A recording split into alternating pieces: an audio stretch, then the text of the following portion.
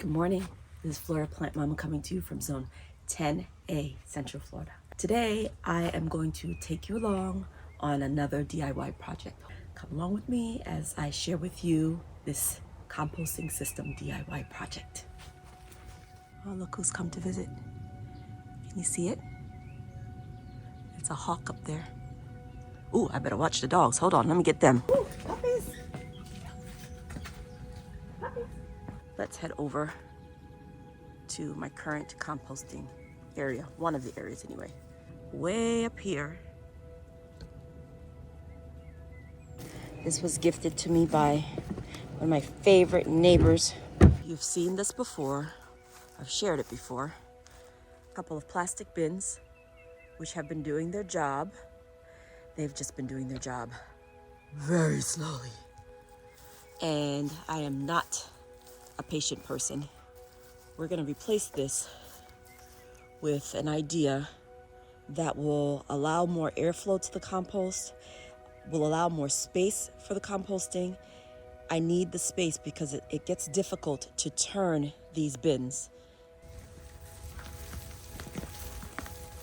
All right. So what do I have here?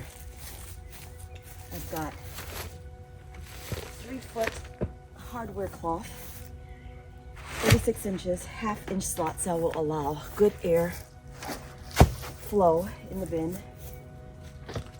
I've got 4-foot T-posts, which I'm going to put in place. Grab a little hammer, my wire cutter. The rest of this stuff is for another project, but I didn't feel like pulling it out of this bin before starting.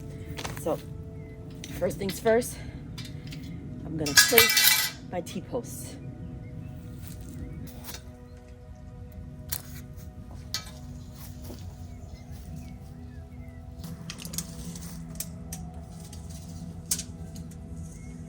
Foot.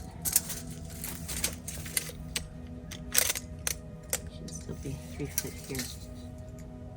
3 foot, yes. 3 foot here. Just shy.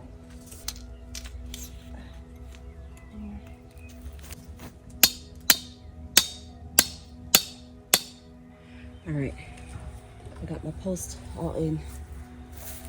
1, 2, 3, 4, 5, 6. I decided to make 2 separate bays. These are a little short, but I will reinforce them later with a taller T-post. But for now, I'm just working with what I had on hand. Now comes the difficult part to do alone. It would be a lot easier if I had an assistant for this part, but we're gonna do what we can. So what I've got to do is get this wire mesh around these posts. Looks easy, right? It's not so easy when you're doing it by yourself and trying to prevent the whole bale from unwinding on you.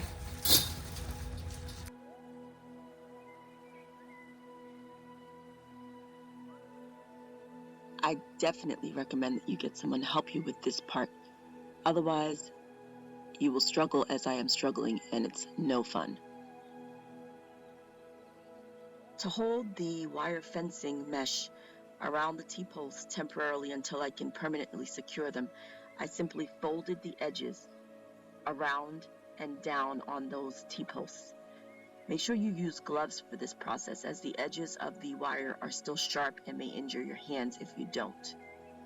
I'm going to use zippy ties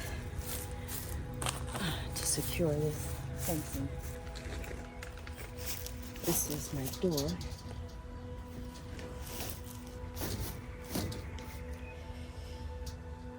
And the door is going to latch kind of right here. So I'm going to give just myself a little bit of room, and I'm going to cut so that I avoid leaving an exposed end.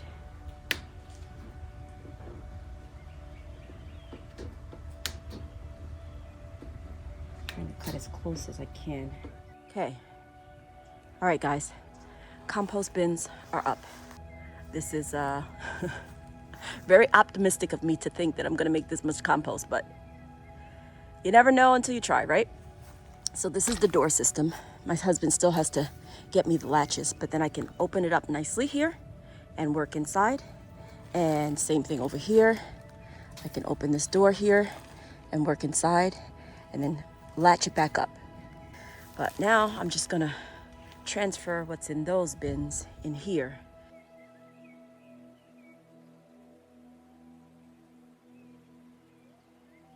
I went ahead and laid down some cardboard to define the space a bit where I'm going to dump what's contained in those plastic bins over there by me. As you can see, I've also put a stake at the edge of the fencing door. That's just to secure it overnight because my husband had not installed the latching system yet. I don't know if you can tell, but I'm working on a bit of a slope, which makes it more difficult to get these bins turned over. The first one is not so bad, but the material inside is very dry, very matted, and a little difficult to spread. Definitely not as easy as I thought it would be. It's even shifting the cardboard. This second bin is much more wet, so it's heavy.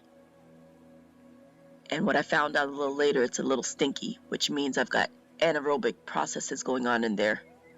The struggle is definitely real to turn over this bin.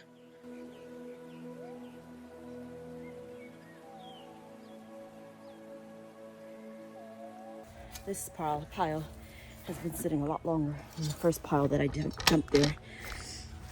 Let's see what it looks like. So it's starting to break down.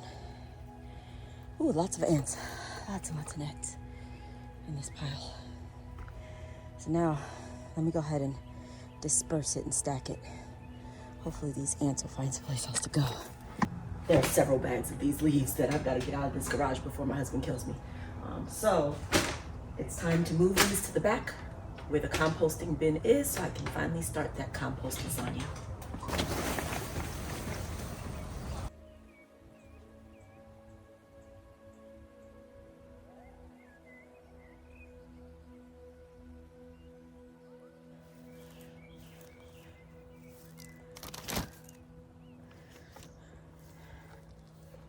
Thanks, Raz. Let's start with a layer of browns.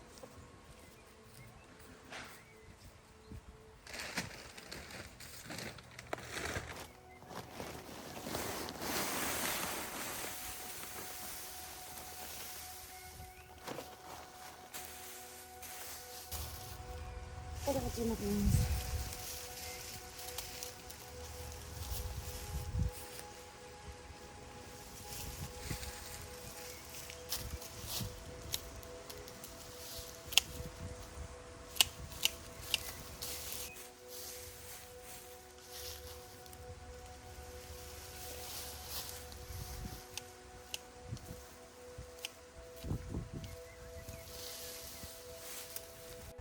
Just a little bit more.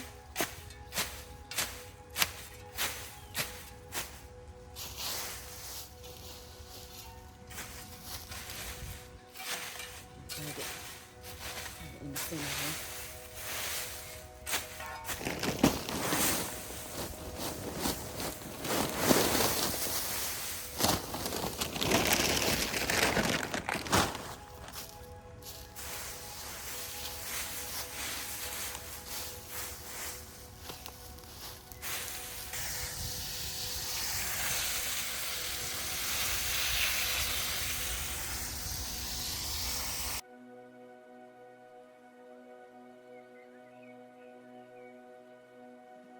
This open paper bag will temporarily serve as my tarp. Here's how it's looking so far. Not too shabby. I was all out of greens but had lots of leaves left over, so I decided to place them in the second bin. This bin will serve as a holding area for these leaves until I'm ready to spread them onto the other pile when I do gather more greens.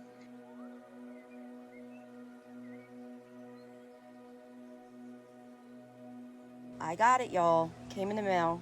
Came in the mail yesterday. It's the thermometer.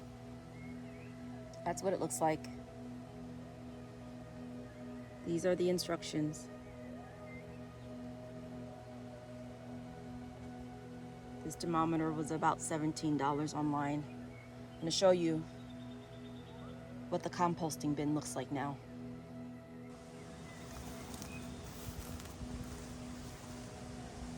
Tarp has been placed. I only needed one. And I just put some clips to hold it in place. I also got new lids for the old bins. This way, the stuff that I put inside gets aeration from the holes in the side, but they don't get saturated from the rain. The bins before had holes in them. All right, so let's see if the compost has heated up at all. It's been only a couple days since I installed this thing, so I don't expect much at this point. So I gotta get this in the middle. Like I said, I don't expect much right now. Leave that there. And we'll come back in a little bit to see what it's doing. We're starting at 84. All right, it's been about 10 minutes and we have reached 90 degrees. We need to be in the active zone to make good compost. So this is not quite hot enough. I think it just needs a few more days. Maybe 2 or 3, I'll check again. Thank you so much for joining me today, and I hope to see you for the next garden vlog. Thanks for watching. Have a great day.